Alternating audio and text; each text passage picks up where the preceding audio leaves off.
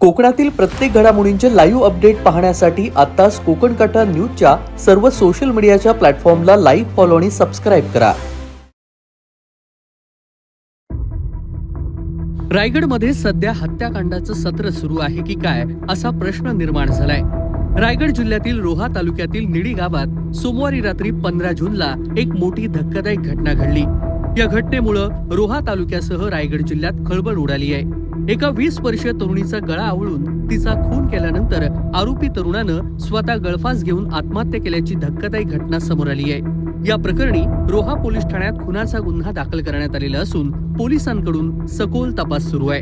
पोलिसांनी दिलेल्या माहितीनुसार तन्वी गणेश ताडकर वय 20 राहणार निडी रोहा आणि रोहित जनार्दन पाटील वय 27 राहणार निडी रोहा हे दोघे सोमवारी 15 जून रात्री निडी येथील लक्ष्मण दुर्गाजी गडेकर यांच्या घरात होते.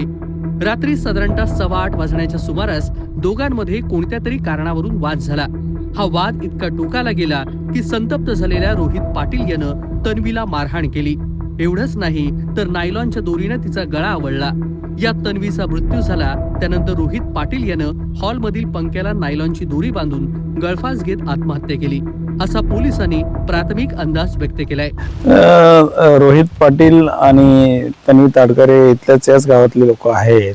त्यांचे एकमेकांचे प्रेम संबंध होते आणि त्यांच्या वैयक्तिक कारणावरून त्यांनी या घरामध्ये जे ती नेहमी साफ करण्यासाठी येत होते, इथं येऊन त्यांच्या वैयक्तिक वादामधून हा प्रकार घडलेला आहे.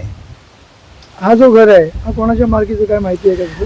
एक याच गावातले रहिवासी गडकर म्हणून आहे, गडेकर म्हणून आहेत. त्यांचं एक घर आहे. सध्या ते इथं नसतात, मुंबईला राहतात. दोन्ही बॉडी रिकव्हरी केलेल्या आहेत का? हो, दोन्ही बॉडी घेऊन आम्ही त्यांचा पोस्टमॉर्टम करता सरकारी रुग्णालयात पाठवलेले. मंगळवारी 16 जून सकाळी हा प्रकार उघडकीस आल्यानंतर गावात एकच खळबळ उडाली. या घराचे मालक लक्ष्मण गडेकर यांचं 2 वर्षापूर्वी निधन झालं. त्यांचा मुलगा नोकरीनिमित्त परदेशात आहे, तर कुटुंबातील इतर सदस्य ठाण्यामध्ये वास्तव्यास आहेत.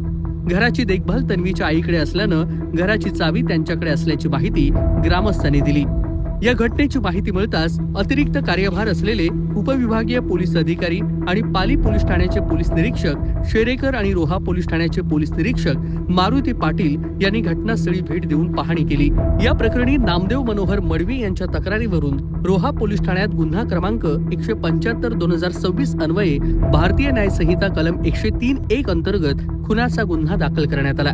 या दुहेरी मृत्यू मागील नेमकं कारण काय याचा तपास सध्या पोलीस निरीक्षक मारुती पाटील यांच्या मार्गदर्शनाखाली सुरू आहे. कोकण कट्टा न्यूज, रोहा, रायगड.